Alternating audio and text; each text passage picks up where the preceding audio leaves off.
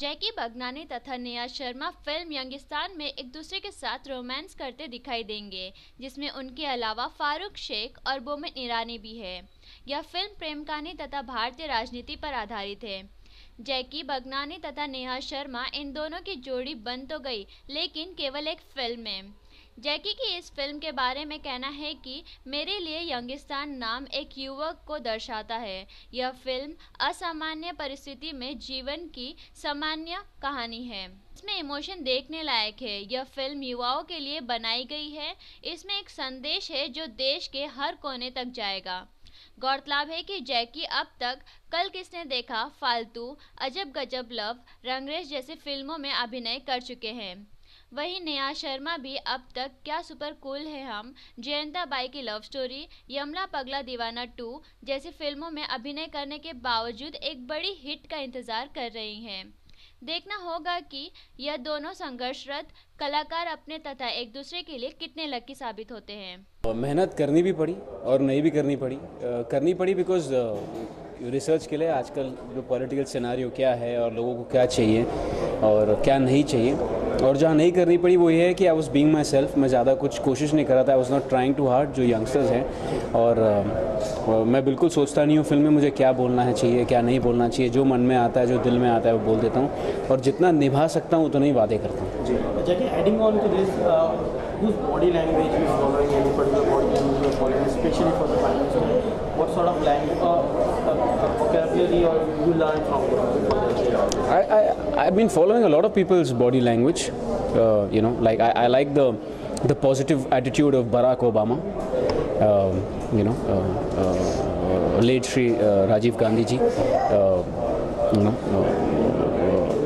Lot of leaders, Fidel Castro, lot of leaders, Afzal and me sat down और हमने काफ़ी सारे leaders जो पॉपुलर लीडर्स हैं, जो JFK जो पॉपुलर रहे हैं और जिन्होंने एक चेंज लाया, उनके लीडर्स उनकी बॉडी लैंग्वेज पढ़ी और उन सबको मिला के एक मिश्रण बनाया जिसका नाम है Abhimanyu Kaul.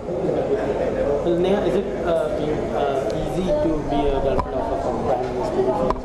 It's never easy to be the girlfriend of anybody who's working so hard, and especially the Prime Minister. And I think, as an actor, it was very interesting to do something like this. But I consider myself extremely lucky कि अफजाल ने ऐसी script लिखी. He had the determination to make it. Vashu ji had the finances to support it, and so Sony Pictures.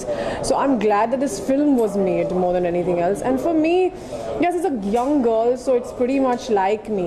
So there was no studying the body languages or anything of that sort. So it has been a fun ride. Okay, that was the character you were demanding Shah Rukh Khan. Yeah. Personally, what Neha would have been demanded for the Prime Minister? There's only one man these days for me, which is Abhimanyu Kaul, which is Jackie's character in the film. So that's the only man I'm thinking about now. तो यहाँ तो vote मुझे मिल चुका है, अभी आप भी जाके वोट कर दीजिए 28 मार्च को। What's the best thing you personally feel about Yanghistan as a film, as a concept? See, honestly, there have been political films, लेकिन सारी political films बहुत boring हो जाती हैं, बहुत grim, बहुत ही intense, बहुत ही dark हो जाती हैं. This is one film which is not at all that. It's refreshing. एक नया approach है film को लेकर के, where you have a romantic love story and you have politics. After Andhi, I think this is one film that is refreshing for me as an actor, as a viewer. तो मैं तो बहुत excited हूँ कि किसी ने कोशिश की है इस तरह की फिल्म बनाने की. So I am glad I get to be part of it. Pratibha recently में हमने जैसे कि जय हो देखी, पॉलिटिकल बेस पे है, सलमान खान को देखते हैं, कई सारे पॉलिटिशियन के पास जाते हैं अपनी फिल्म को प्रमोट भी करते हैं. आपका कुछ ऐसा फंडा हो, कुछ ऐसा जाए पार्टी के साथ?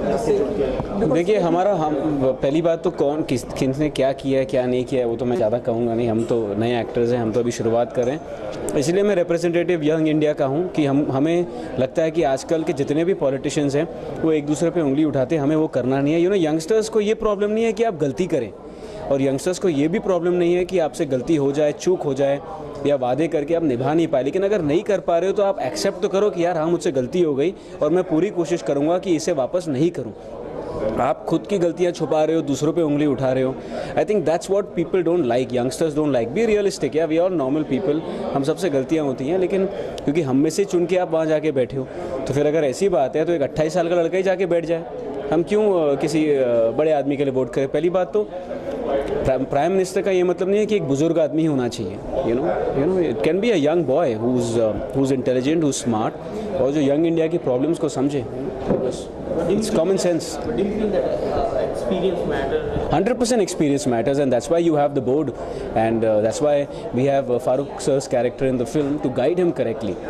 But he's the speech and he's the voice of young India, and that's fun. And at the same time, he's a young guy. और जैसे नेहा ने कहा कि वो डेट्स पे भी जाता है, वो गर्लफ्रेंड को खुश भी रखता है, उसकी जो ख्वाहिशें हैं वो पूरी करता है, उसके लिए कॉफ़ी भी बनाता है, उसे डिनर पे भी ले जाता है, और कितना पगार मिल रहा है वो भी रिपोर्ट करता है, और एट द सेम टाइम देश के लिए अच्छा काम भी करता है. एंड आई थिंक अगर आप मुझसे पूछें, अगर मैं इस फिल्म में नहीं होता और मुझसे आप पूछते तो मुझे भी ऐसा ही एक प्रधानमंत्री चाहिए जो यंग हो. मुझे कोई प्रॉब्लम नहीं है अगर मेरा प्रधानमंत्री डिस्को में भी जाए.